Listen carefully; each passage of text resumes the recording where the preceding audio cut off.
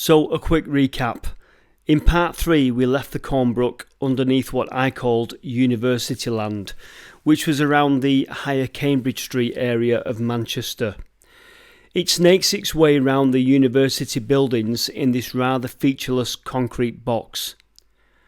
What we're going to do is pick it up a little bit further along in the Ardwick area. So you can see here we left it at the blue X and we're picking it up just about half a kilometre away over at the red X in Ardwick near the Apollo.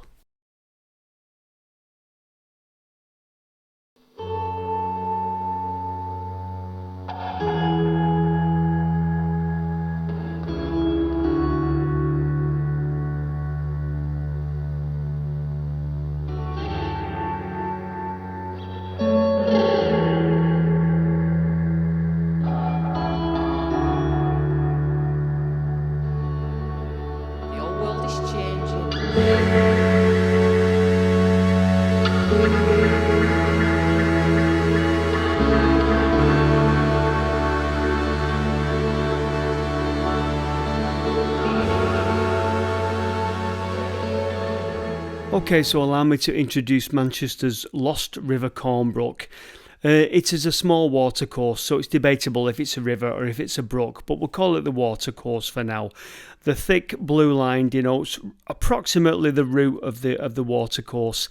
It starts over in Openshaw in the east of Manchester and runs east to west, and it disperses into the Manchester Ship Canal, which back in the day would have been the River Irwell. We're walking upstream in our journey, so the yellow arrow denotes the direction that we're travelling in. Now, I call it a lost river because 90% of what you see there in front of you is underground in tunnels, and nobody ever sees the Cornbrook, and the Cornbrook never sees the light of day. We've been down in those tunnels and we've followed the route of the Cornbrook. Sometimes it's been an arduous journey. This is part 4 and we're in the Ardwick area, and I will give you some closer up maps and show you a little bit more detail the route that we're going to be taking later in the video.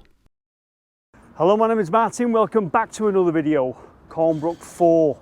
And we're here in Ardwick, and when you think of Ardwick in Manchester, you think of the Apollo Theatre, which is behind us here. Well, there's much more to it than that. Roy's baby, Cornbrook 4, Roy, let me get the microphone off. Cornbrook 4. Cornbrook 4, about time. How many more have we got to go? One more, I think, after this. One more after this. And how far are we from the outfall into the Ship Canal now? Right, so 4.8 kilometres as we traverse underground to this point in Ardwick from Pomona. Okay, so the Cornbrook is very near here now. In fact, it could be underneath us.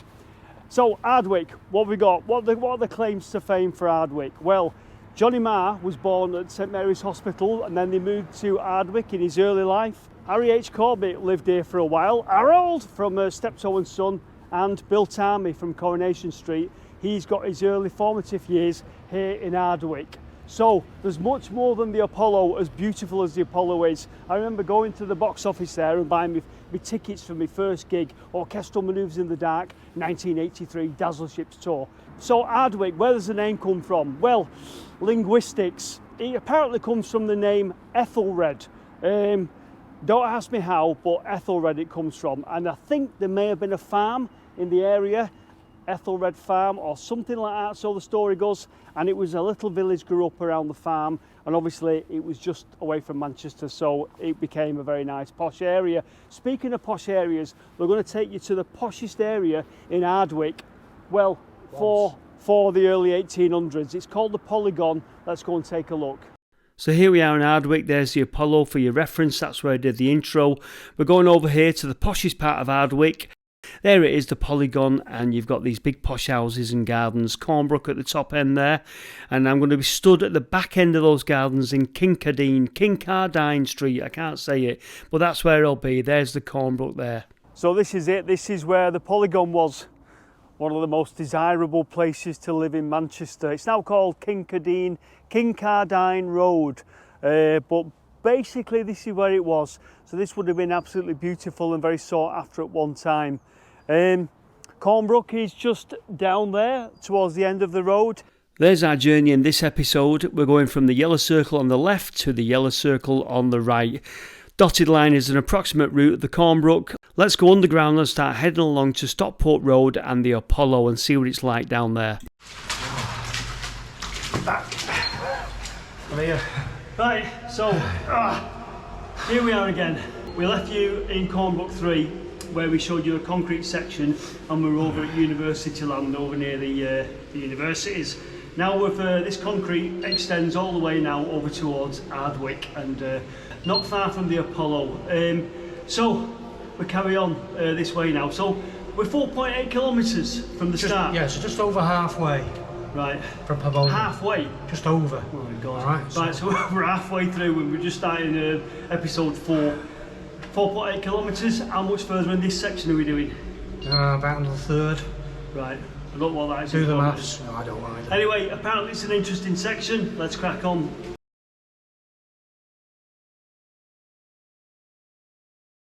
Right, I suppose I better give you a brief history of the Apollo Theatre. Seems as we're pretty much going almost at the side of it. It was opened on the 29th of August 1938 by the actress Margaret Lockwood. By 1943 it was taken over by the ABC Cinema Group, and by the 1970s it was mainly a music venue. They all played there, the Beatles, the Rolling Stones, Ike and Tina Turner, the Yardbirds, to name but a few. I love the Apollo. I think it's a great place for a gig. I don't like great big arena gigs. I think the Apollo is the perfect size, and I've got many happy memories of many great gigs in there. Let's crack on.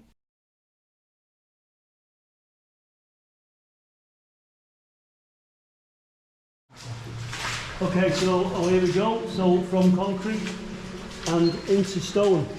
And this section now goes underneath Stockport Road in Manchester, not far from the Apollo. And we're almost back now to a normal sort of riverbed, if you like. Right, so let's introduce this week's team. As per usual, it's the Cornbrook team. James, Parky Pants, not Party Pants, Parky Pants. We've got Roy and we've got Nick there. These two are veterans of the Cornbrook. You've done it before, haven't you?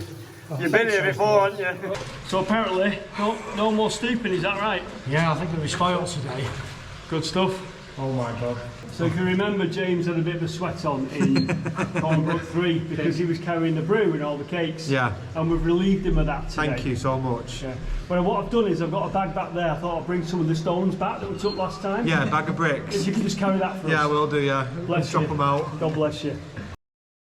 Now, clearly this is a very old section here. We've got stone. And we're heading towards, like I say, Apollo Stockport Road. Very quickly, let me just show you this, because something interesting. I can show you a picture here. You'll see there, it says, this is an old map. I think it's very early 1800s. It says Stockport Road, and you've got Little Bridge and Cornbrook. Well, here's a picture that we got, or Roy got, of that little bridge. Same place. See how it's brick? We reckon that is the Little Bridge, which will be donkey's years old now absorbed into the culvert. Interesting section this. I'm going to show you another picture now. It's entitled Stockport Road 1895 Bridge Street. Here we go.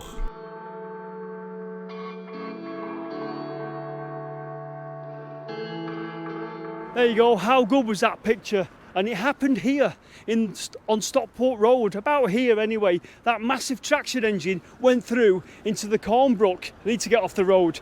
Now, if you look at the old Manchester libraries, it says Bridge Street, Ardwick, Stockport Road, but there's no Bridge Street. And it's took us about 3 years to work out that they make mistakes on Manchester libraries, and it was here on Stockport Road. Bridge House was there. There was a little bridge over the Cornbrook here.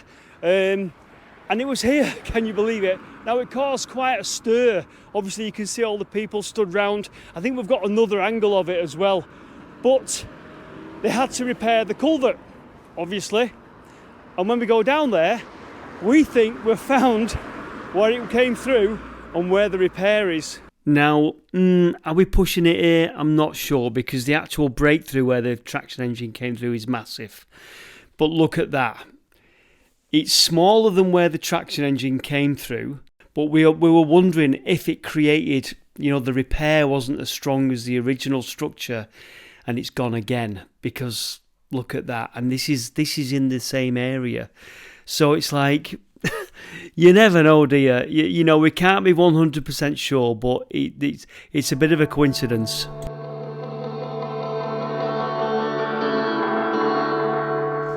As you can see, what we're walking in, absolute filth here. What we're doing is just stirring up the mud, and it smells a little bit gassy. However, no gas at the minute, because we've got a gas meter that will warn us if necessary. Yeah, stay to the left. Yeah, this here. So as you can see, this bit here is quite a bit of water, but you said last time you came here it was dry. Well, this bit was standing water, that was dry, and we were wondering where all the flow's going. However, we soon found out. Right, so as you can see, This is wonderful. very old brickwork. And did you say it was leaking there? This was the first of 2 points where we noticed the water going down. So last time when Roy came, it was what, 10 years ago? The water was escaping down there. Yeah, well, I'll show you some footage of this that we took on the day we came down. That goes on quite a bit, you know.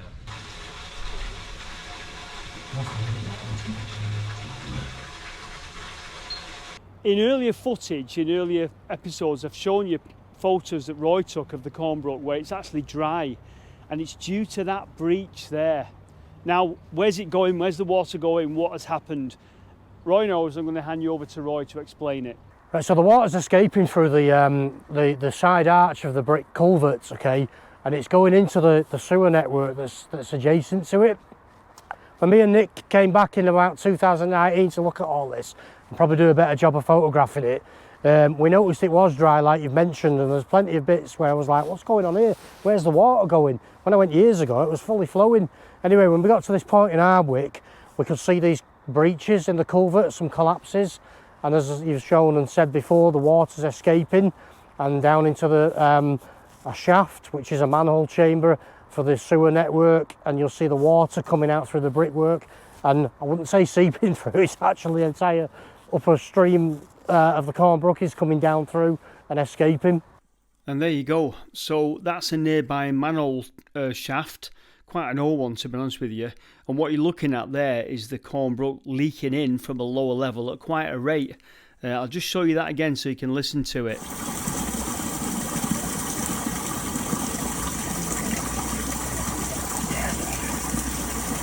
So, but the thing is, when we went in, obviously after you went in, you can see that it's back in flow. So do we think there's been a repair and it's not as bad as it was, hence there being some water in there now?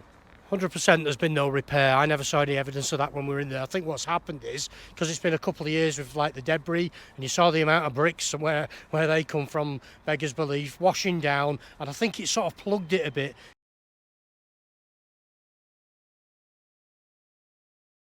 Now it's worth just mentioning while we're on Apsley Grove, which is roughly where we are, the Apsley Cottage pub, which is an old pub, proper famous pub that. So if you go there on a gig night, it's right behind the Apollo Theatre, and there's all pictures on the wall of all the people that have been in. I don't doubt all the musicians go and do the sound check, then nip in the pub for a few before the gig. Proper traditional little pub it is. Looks to be named, I'm going to show you this very early 1800s Ordnance Survey map, looks to be named after more very large posh houses in the area. You've got Apsley House there and Apsley Place, and looking at that it looks like they're quite grand houses, so that's what it's named after. I'll just show you some footage inside. You can see there it's proper old-fashioned style boozer. We're not having a brew on this episode, but we will be going in there for some light refreshments when we get out of this interesting but horrendous river. A lot of it goes down here. This was the manhole shaft, weren't it? And we've got another one here. A proper breach in the wall there.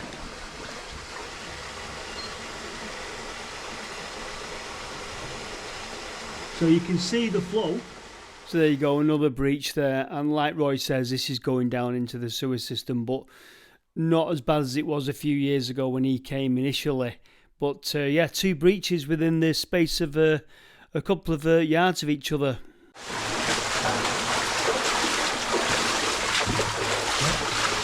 What you found, James?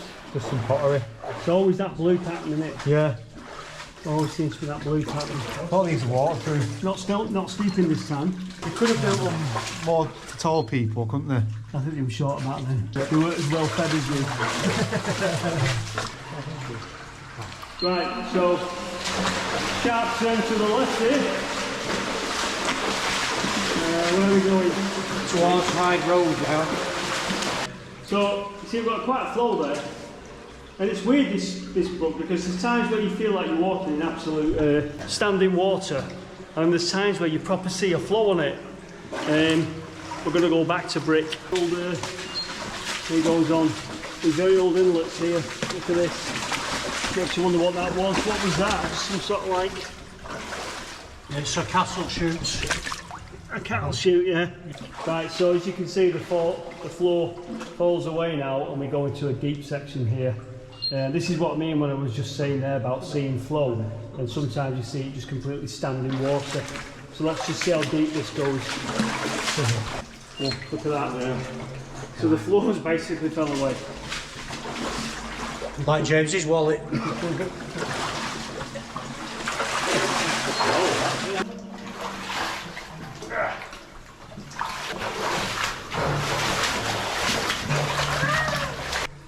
You know what, it makes you wonder what that hole is, you know, because that is a bit concerning, that.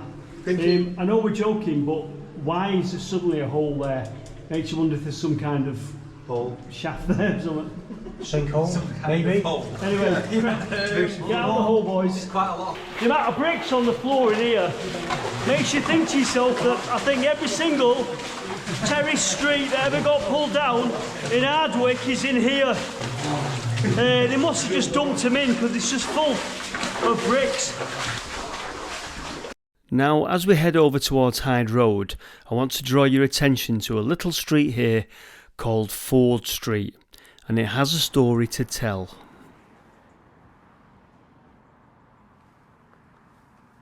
So as you've seen, the Cornbrook is now running underneath Hyde Road. This is Ford Street, and I had to show you this because I think the Ford must be something to do with the Cornbrook. Cornbrook's not a big river, brook, or whatever it is, so I reckon there was a ford there, and I think that's why this is called Ford Street. But there's another reason I brought you here, and it's to do with the history of Ardwick. You may notice here, there's a big pillar there, and there's a big pillar there, stone pillars. They are all that is remaining of Ardwick Cemetery. Yes, it was here, Ardwick Cemetery. I've got some photos of it when it was in decline. So between 1830 and 1950, obviously this was Ardwick Cemetery. As far as I'm aware, what they did was, when they eventually decided to abandon it, they just took away all the headstones. The bodies are still there. Let me just show you what's there now. So where people play football now, underneath there, as far as I'm aware, all the bodies are still there. They never actually shifted the bodies, just the headstones got moved. So I doubt that people who come here to these football courts, in fact I came here I think I came here about 20 years ago, you know, back in the early 2000s to play five-a-side football because somebody arranged some silly five-a-side football thing, and I ran round on here not knowing anything at all about the fact that you're basically running around on top of all those graves. So on this illustration here you can see that Ardwick Cemetery was a classic old Victorian cemetery. Ford Street I think comes in between those two buildings at the top. On this photo here you can see Ford Street, and if you look closely you can just see one of the stone pillars that are pointed out to you. So I'm going to leave you now with a couple of pictures of Ardwick Cemetery. This is in the 1950s, just before and after the headstones were taken away, and the graveyard had fallen into decline.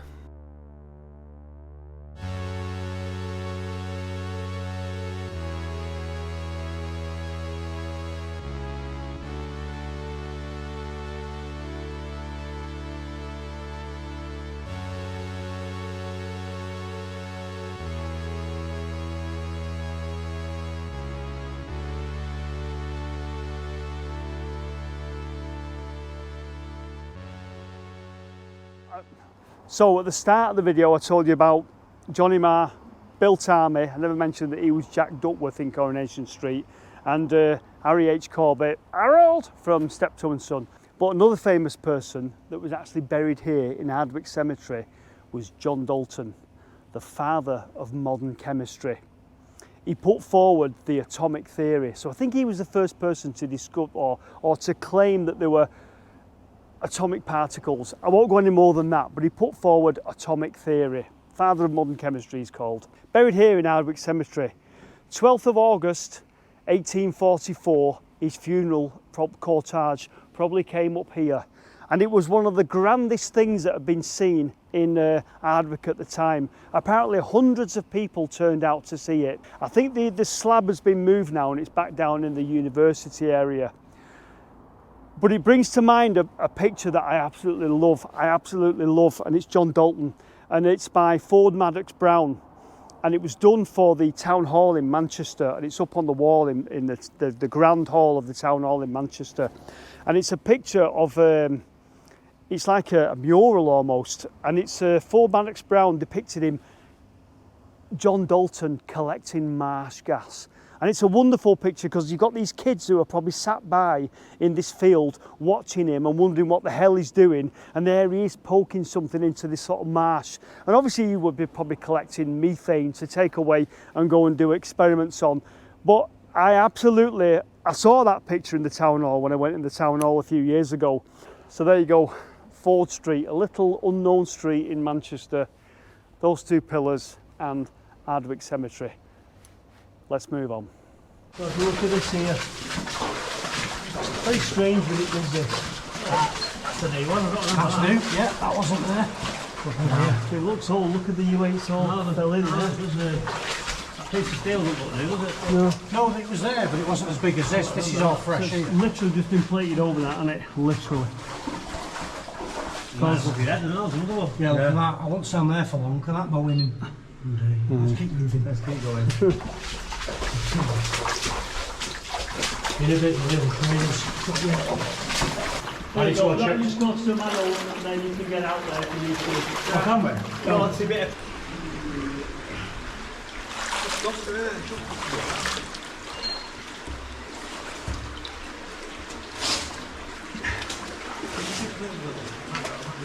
Is that going to a shaft upwards?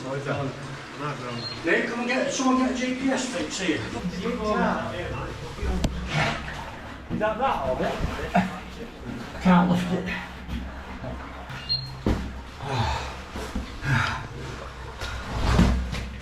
Right, this is where I make a meal of coming out here now, isn't it? Yeah.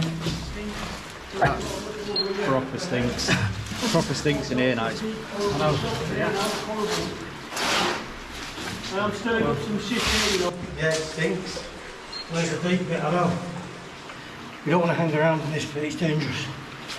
Right, this is not good because it stinks here now. This is not good. Need to get through here. Need to get going through it. It stinks. Just stirring up shit and mud that's been sat here for years.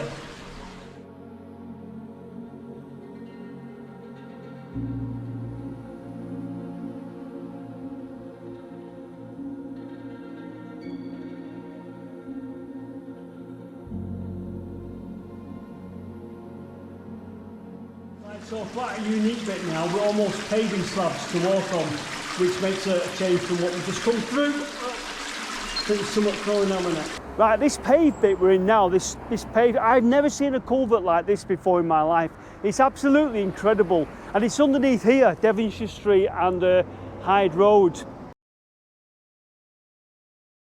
Utilities coming through, looks like some sort of big pipe up there, and you'll see there's a lip on either side. We're not far from Hyde Road Bus Garage now, which I'll obviously show you on a map.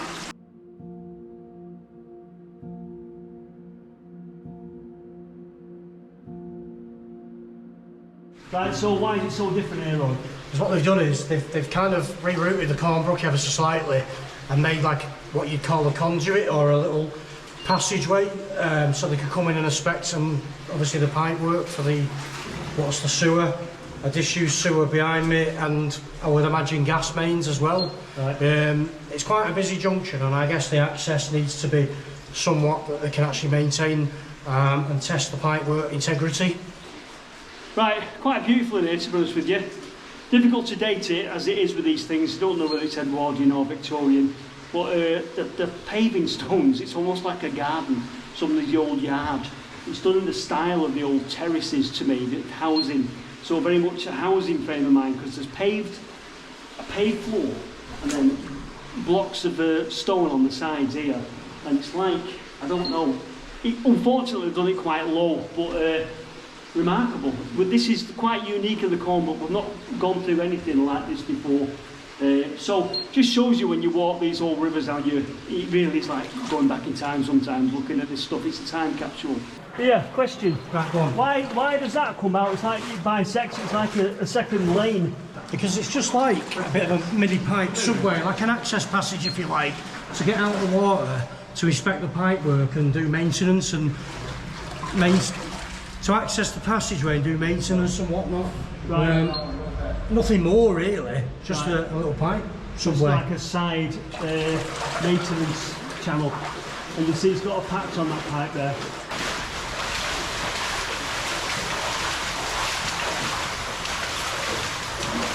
Right, so where are we now? Well, all this is sort of like possibly been built like this, because we're now going underneath Hyde Road Bus Depot. Most Mancunians will know that, right at the bottom of Hyde Road. And it's nice and high. And you see how it's lit there? Well, that's not daylight, that's the guys lighting it up for us. They've just gone round the corner. But we're now at Hyde Road Bus Depot. Can you stand up? Yeah. I can't believe you didn't bring the broom. And we have to watch it. Right, so that there is Hyde Road Bus Depot. The building's a shadow of what it was. I'm going to show you some pictures how it used to be, because it was quite a grand building. I don't doubt that the buildings behind and just up here are part of some of the old original buildings. The depot was opened in December 1902 and it was adapted to deal with trolley buses.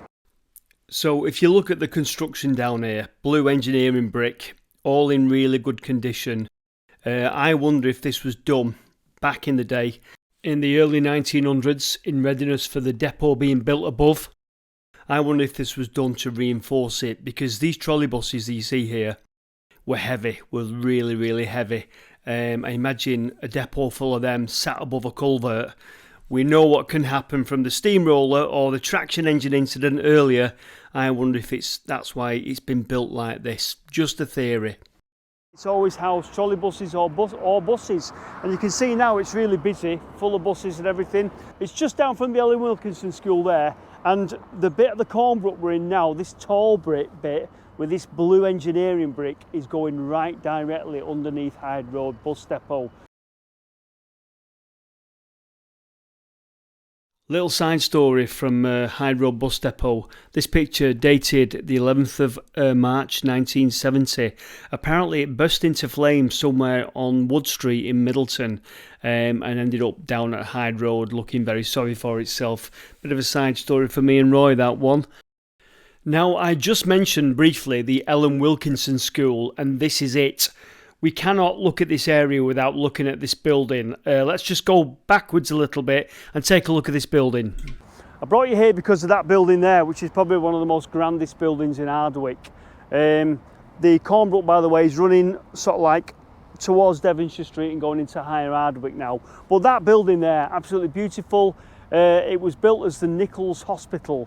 So it is indeed a very beautiful building, and it was a philanthropic enterprise. Alderman Benjamin Nicholls of Manchester had the building built as a memorial to his son John Ashton Nicholls. Completed in 1882, it was built as a hospital and a boys' orphanage, and also a school for teaching the poor, the sons of the poor in the area. So it was built for a good reason. I think 1950s it became the Nicholls School for boys, and it's now the Ellen Wilkinson College. Like I say, gorgeous building, and it's built, apparently the style is Flemish Gothic is the style. So it snakes around now, the Cornbrook, and if you ever come into Manchester on the train into Piccadilly, you can look to your left and you will see the back of Hyde Road Bus Depot. But that's basically what we're going underneath. And we're also heading now towards Ardwick Station as well. We're going near Ardwick Station. So yeah, that's where we are. Probably where the platform is, a street platform.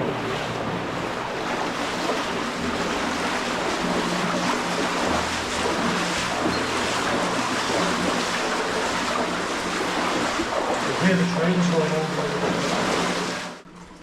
What's in there, Parky? Ah, oh look. You going in? No.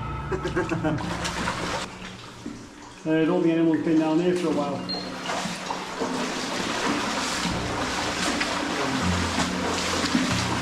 Look at that.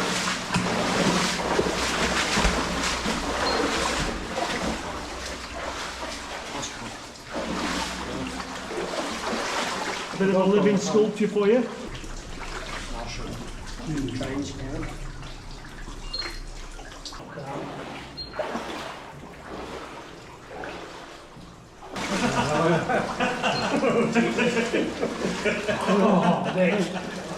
I'll never see that now.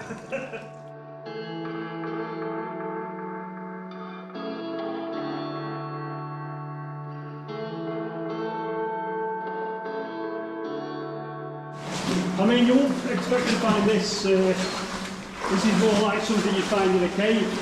But just showed you the amount of time that this has been like this. Right, another split, as you can see. So when you see these splits like this, it's usually because it needs extra strength in the culvert. That's going underneath Manchester Piccadilly, part of the West Coast Main Line. Again, it's not daylight, the guys have run up there and just backlit it, but it's nice, is that concrete or is it brick? Brick.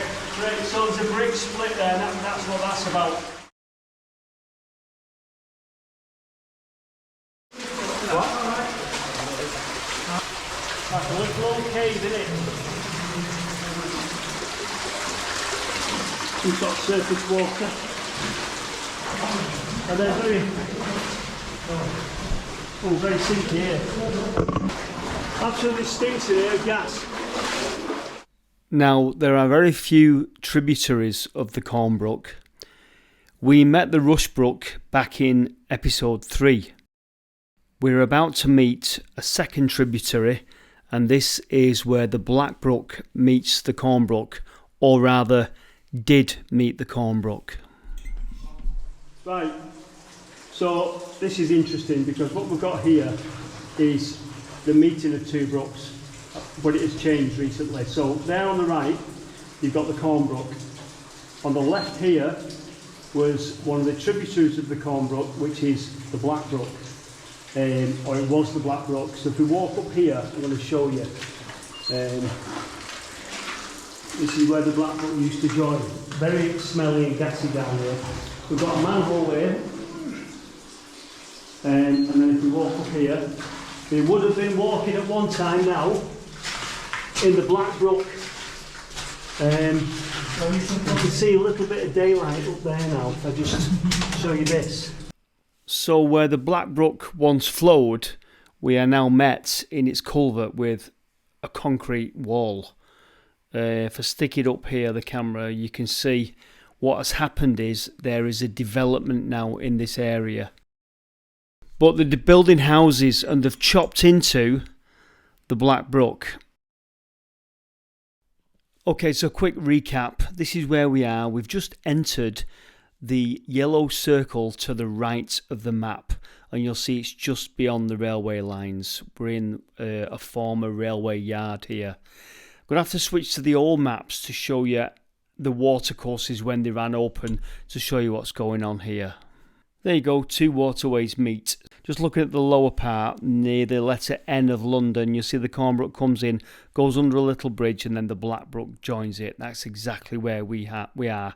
So you can see what's going on. Blackbrook joins Cornbrook. Now, worth mentioning here that the Cornbrook was known as the Blackbrook locally when it ran open, but quite a lot of these brooks were known as that because they were black, they were filthy, they were horrible. So locals called it, the Blackbrook. But the Cornbrook was known briefly in this area as the Blackbrook. So all this begs the question, what happened to the Black Brook? Where is it now? Well, basically what happened was they chopped into it further upstream in the Black Brook, and then he did divert it into the Cornbrook via a concrete pipe. And so the Black Brook still meets the Cornbrook, but just further back upstream. So this beautiful confluence is no longer. So the photo I'm showing you now is one that Roy took back in the day, probably 10 years ago, and he got to see it in its natural state as the two brooks met. Where we see now a concrete wall, Roy got to see the real thing, and I wish I'd have seen this because it's quite beautiful in a way.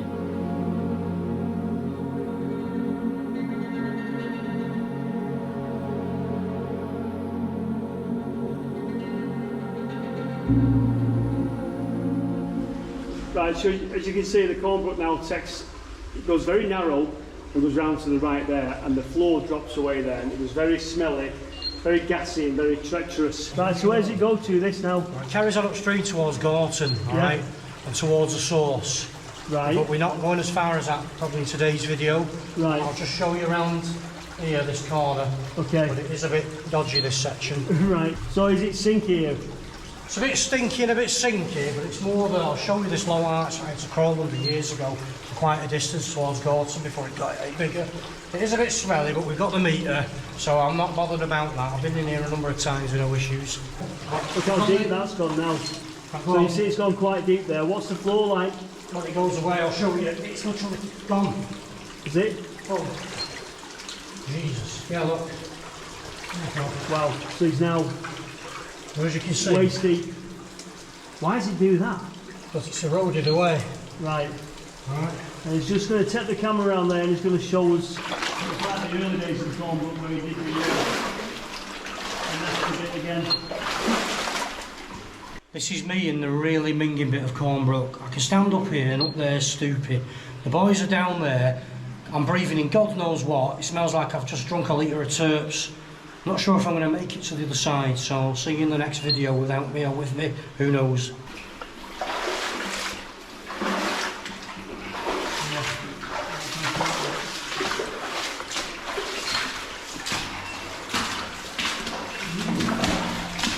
Safety check! Safety check.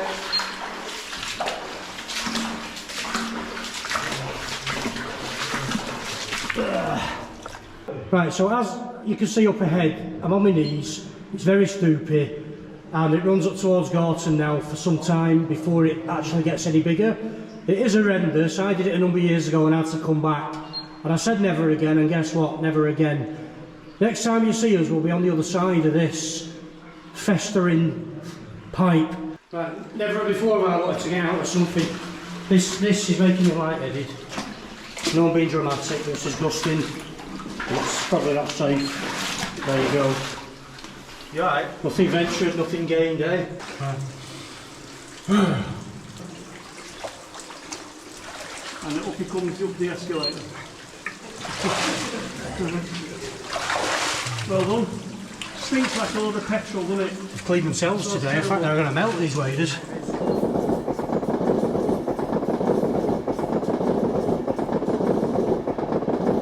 Right, so this was Bennett's Sidings, and if you look at the old maps you'll see it was Bennett's Sidings, and you can see why we've had to come here because it's pretty much inaccessible where the Cornbrook is now, but that is the nature of these little watercourses. Right, so there you go, that's where we are. So the blue dotted line gives an approximation of the way the Cornbrook runs. It's going underneath Hyde Road Bus depot there in the lower part of the picture, and it goes underneath the railway and we end up over there. That was Bennett's Sidings over there. It's a bit of a no man's land that now, and it's going to be, or it is, a housing development. Nearest street is Bennett Street, and that just comes off Hyde Road, and you could see why I had to go to Ardwick Station to give you a bit of an overview of that area.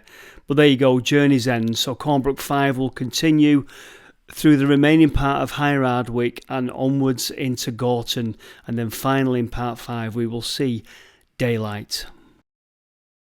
Right, there you go. So Cornbrook 4, stinky, horrible Cornbrook 4. I was told it was nice, mister.